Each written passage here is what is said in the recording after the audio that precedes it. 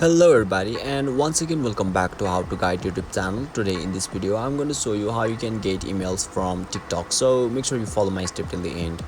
First thing first, I assume that you already have an account on TikTok and already logged in, and now right after that you'll be able to see the interface of TikTok apps on in the screen, where you can see profile icon at bottom right corner. Just tap over there and you'll be redirected to your profile page, where you can see menu option at top right corner. Just tap over there and now you can see settings and privacy option.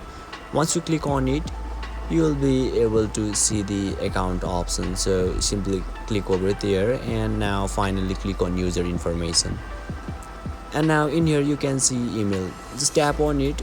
Once you have already entered your email address and verified it, you will be able to see your email address over here. So basically this is how you can get email address from TikTok, and if you still encounter any issue during this process, feel free to leave a comment and I'll be happy to assist you.